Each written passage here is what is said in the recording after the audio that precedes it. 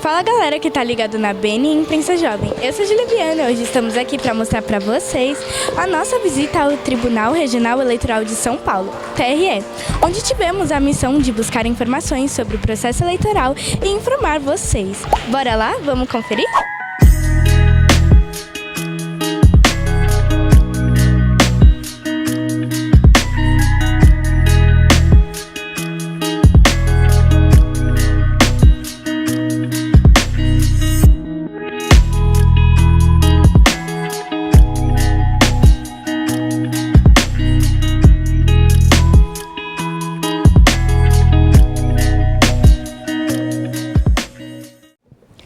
Agora a gente está aqui com o Vitor. E qual é a sua função, Vitor? Eu sou coordenador de jornalismo aqui no tribunal, né? Aqui a gente trabalha com relacionamento com a imprensa, com a parte de comunicação interna dos servidores do tribunal. Então a gente faz esse trabalho aí de simplificação da linguagem para a mensagem chegar no nosso público-alvo, enfim, para a gente conseguir atingir os nossos objetivos de comunicação, que não é fácil, né? Você sabe muito bem. Muito legal. E agora de imprensa para imprensa, digamos assim. Sabendo que a imprensa deve ser sempre neutra, como garantir uma cobertura jornalística do processo eleitoral com imparcialidade? Realmente é um trabalho muito difícil, mas o que tem que se pensar é que o público final da imprensa é a comunidade, é a sociedade. Você está trabalhando para transmitir uma informação para a sociedade em geral, então você tem que apurar a informação com todos os envolvidos no processo. Então, se você está fazendo informação sobre uma crítica do governo, você também tem que pegar a participação do governo, a fala do governo. Se você está falando sobre um candidato, você também tem que, você está fazendo uma crítica, você também tem que pegar a opinião daquele candidato e da oposição. Então, assim, é um trabalho difícil, realmente. É difícil de você trabalhar a comunicação de uma maneira totalmente imparcial, mas é o nosso desafio, né? É um desafio que a gente escolheu para seguir e fazer essa comunicação. E como é o trabalho da assessoria de imprensa do TRE no combate às fake news sobre o processo eleitoral? O TSE ele tem uma campanha bem grande, né, que envolve parcerias com instituições ali de agências de checagem de informação. Também tem campanhas de sensibilização para divulgação nas redes sociais, na internet. Então, é um trabalho forte que envolve também os regionais. Aí aqui em São Paulo, a gente como regional, a gente também replica essas informações aqui no nosso estado e também trabalha algumas ações regionais, com palestras, até ações também aqui no plenário, enfim. Os próprios cartórios também das cidades, eles dão muitas palestras nas escolas e a gente tem as nossas campanhas também de comunicação. É um trabalho difícil, mas a gente segue aí fazendo a nossa parte.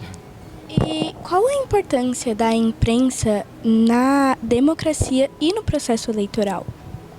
A imprensa é fundamental, né? É uma instituição que ela fiscaliza as instituições como um todo, né? Ela tem esse trabalho de passar informação com transparência, com qualidade e com credibilidade. Então, ela tem momentos assim difíceis como o de hoje, como que a gente tem muita informação para todos os lados no WhatsApp, não sabe em quem confiar. A gente sabe que na imprensa seria um porto seguro, pelo menos uma instituição, uma empresa que checou, fez o mínimo trabalho de checagem, né? Basicamente, eu acho que é isso. A imprensa é fundamental para ser ali um porto seguro para a gente pesquisar informações, né? Acho que é isso. Muito obrigada pela sua entrevista. Foi um prazer conversar com você, tá bom? Fala galera que tá ligada na BN Imprensa Jovem. Hoje estamos aqui com a coordenadora da Escola Judiciária Eleitoral Paulista, Vanessa Nigres Diniz. Nos últimos meses, ouviu-se falar que as urnas eletrônicas não são 100% seguras. Isso é um fato? Não, isso não é um fato e é por isso que nós estamos aqui, para demonstrar realmente a segurança da urna eletrônica e todos os procedimentos que são efetivados tanto pelo Tribunal Superior Eleitoral quanto pelos TREs, para que isso seja comprovado para toda a população. A nossa ideia é tornar esse processo cada vez mais transparente. Nós realizamos, inclusive, auditorias para comprovar isso. Queremos convidar a todos para acompanharem o teste de integridade que é realizado no primeiro e segundo turno das eleições, demonstrando a confiabilidade da urna e de todo o processo eletrônico de votação. Um detalhe que eu gostaria de frisar e que todo mundo comenta, né, se você me permite, é o seguinte: sempre se fala em hackear os resultados da urna eletrônica, não é? Então, assim, gente, vocês já ouviram falar em hackear algum aparelho que não fosse conectado de forma alguma à internet? É o caso da nossa urna, ela só é ligada na tomada, na rede elétrica.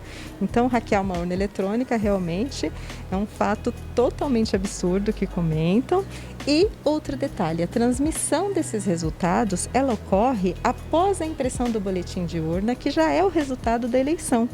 Então, nesse momento, o resultado já está ali, divulgado para quem quiser contabilizar, e só depois disso ele é transmitido para o TSE e ali ele é somado. Então, são dois fatos realmente que não têm veracidade nenhuma.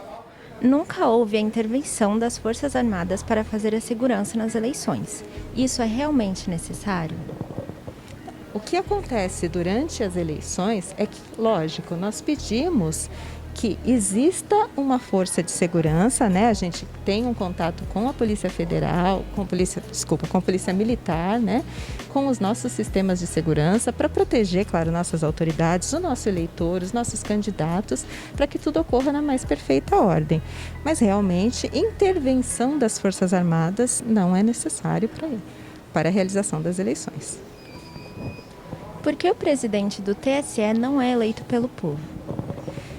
Existe nesse aspecto, nós respeitamos o que está estabelecido na nossa Constituição Federal, que determina tanto a constituição dos TREs, né, de todos os regionais, quanto do Tribunal Superior Eleitoral.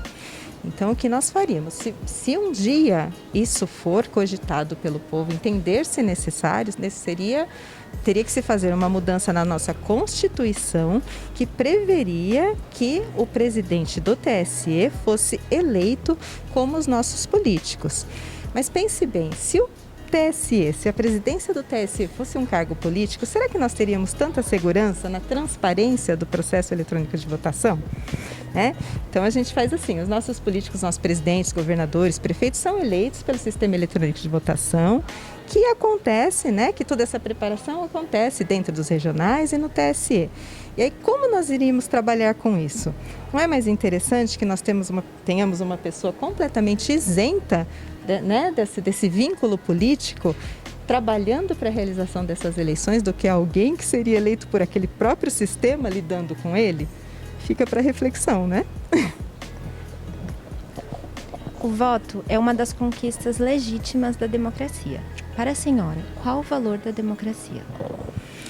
Nós precisamos pensar no seguinte: nós passamos muitos anos vivendo, é que claro, vocês, né, são mais novinhos, mas ainda vão conhecer bastante disso. Nós vivemos durante muito tempo em regimes não democráticos, onde várias das liberdades individuais eram, né, cerceadas, e a vontade do povo, do público em geral, do nosso eleitor, ela não era sequer, né, cogitada, perguntada, ninguém tinha o direito de se manifestar.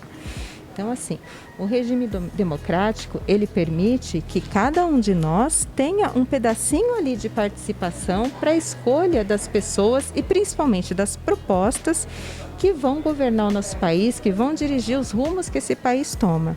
Eu acho que hoje em dia, a gente tem esquecido desse valor da democracia, porque, claro, muitos de nós não viveram em regimes autoritários e não democráticos.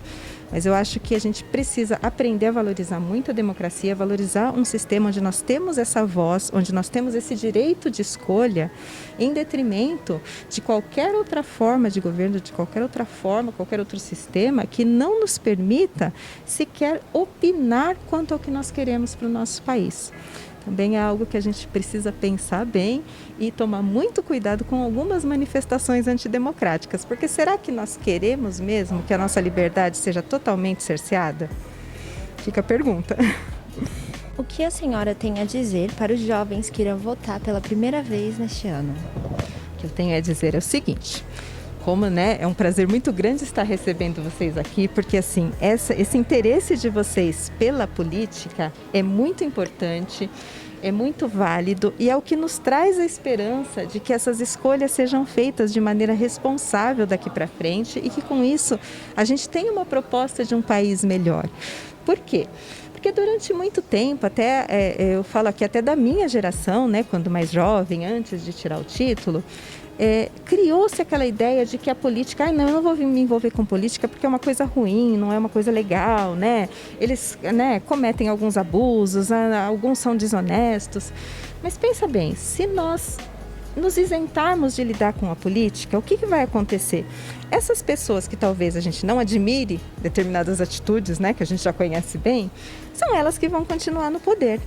Então, assim, a nossa esperança é que o jovem, sim, aprenda desde novinho, a lidar com a política, a buscar conhecimento, buscar informação, para que ele conheça melhor os seus candidatos, para que ele eleja melhor, para que ele faça uma escolha responsável e, assim, tudo isso que a gente enxerga de ruim hoje nos nossos políticos, nos nossos candidatos, né, ou em alguns deles, pelo menos, a gente possa ir coibindo e fazê-los entender que isso não vai trazer um bom resultado, que se ele quiser ser eleito por essa juventude aí que está surgindo, que está se tornando eleitor, ele vai ter que apresentar propostas viáveis, vai ter que cumprir essas propostas e vai ter que se tornar um político confiável e honesto.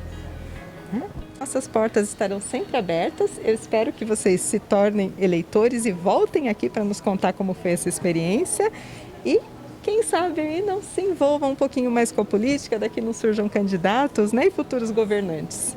Muito obrigada, Nilce. Eu que agradeço.